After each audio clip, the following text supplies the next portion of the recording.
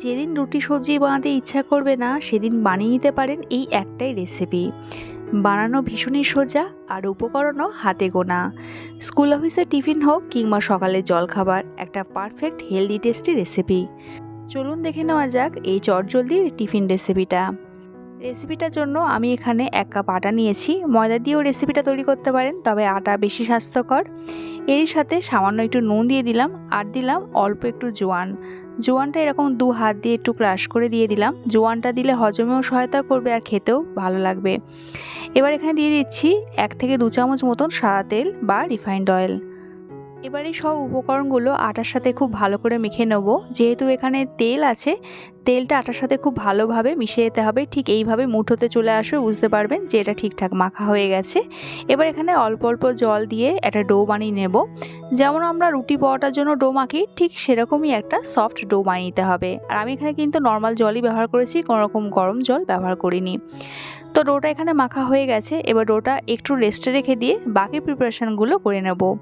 এখানে আমি 2টো মিডিয়াম সাইজের পেঁয়াজ নিয়েছি, আর পেঁয়াজটা একটু এরকম পাতলা পাতলা স্লাইস করে কেটে নিয়েছি।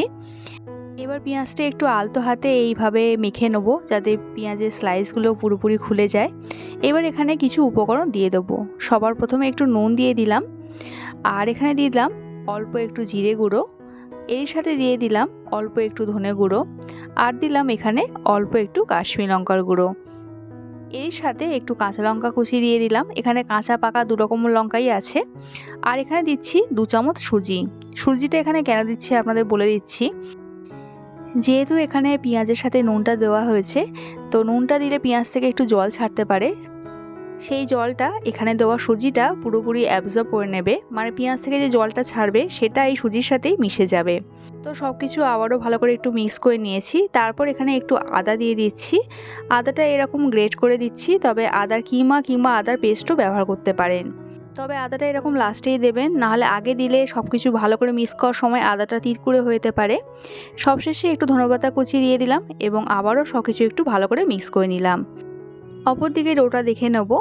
আর ডোটা আগের থেকে আরও একটু সফট হয়ে গেছে, তো আমি আরও একবার এরকম ভালো করে মেখে নিলাম। আর টোটাল যে ডোটা আছে সেটা এরকম সমান 2টো ভাগে লেচিতে ভাগ করে নিলাম। তো এখানে আমি একটা লেচি ব্যবহার করব, আর একটা লেচি রেখে দেবো। তবে যে লেচিটা থাকবে সেটা অবশ্যই কিন্তু একটু ঢাকা দিয়ে রেখে দেবেন। তো এখানে আমি লেচিটা কিন্তু আটা দিয়ে বেলছি না, ময়দা দিয়ে বেলছি। ময়দা দিয়ে বেললে বেশি ভালো হয় বেলাটা। এবারে লেচিটা রুটির আকারে বেলে নেব। তবে রুটির মতন অতটা পাতলা থিকনেসের হবে না, একটু মোটা হবে। কতটা কীরকম থিকনেস হবে আমি আপনাদের দেখিয়ে দিচ্ছি। যেহেতু লেচিটা বড়, রুটিটাও কিন্তু একটু বড় হবে। তো এখানে আমার রুটিটা বেলা হয়ে গেছে, আর রুটির থিকনেসটা দেখুন ঠিক এরকম হবে। খুব একটা কিন্তু মোটা হবে না, তবে রুটির মতন অতটা পাতলাও হবে না। এবার যে পুরটা তৈরি করলাম, মানে পেঁয়াজের যে পুরটা, সেটা এখানে দিয়ে দিলাম। পুরটা এখানে এমনভাবে দিতে হবে যাতে পুরো রুটিটা এইভাবে কভার হয়ে যায়। ঠিক এইভাবে একটু স্প্রেড করে দিতে হবে। এবার রুটির যে কোনো একটা ধার থেকে এইভাবে একটু রোল করে যেতে হবে। এটা কিন্তু আলতো হাতে করবেন, খুব একটা প্রেস করে করবেন না, তাহলে ফেটে যেতে পারে। রোল করে নেওয়ার পর এইভাবে আলতো হাতে একটু সেট করে দিতে হবে, যাতে পুরটা রুটির সাথে একটু সেট হয়ে যায় সুন্দরভাবে।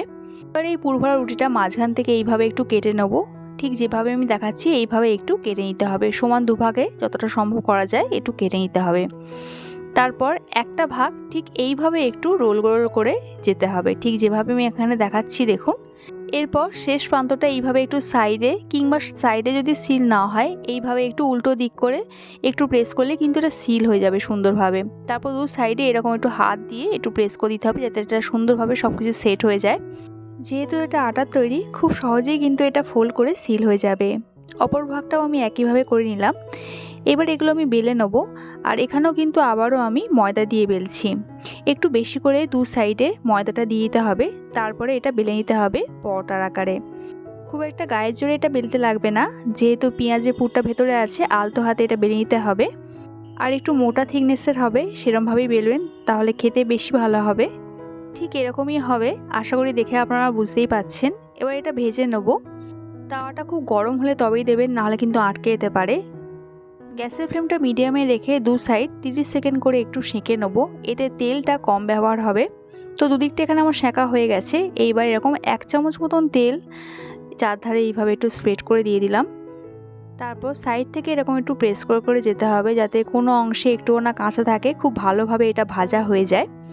এবার এক সাইডটা খুব ভালো মতন ভাজা হয়ে গেলে অপর সাইডটা উল্টে দেবো। আর দেখুন কি সুন্দর একটা কালার চলে এসেছে।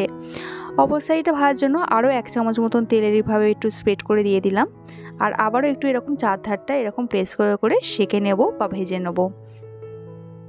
দু সাইডেই দেখুন খুব সুন্দর একটা এরকম কালার চলে এসেছে, তার মানে এটা কিন্তু ঠিকঠাক ভাজা হয়ে গেছে। তো একটাই পেঁয়াজের পরোটা আমাদের একদম রেডি। দেখতে দেখুন এগুলো কতটা লোভনীয় হয়েছে।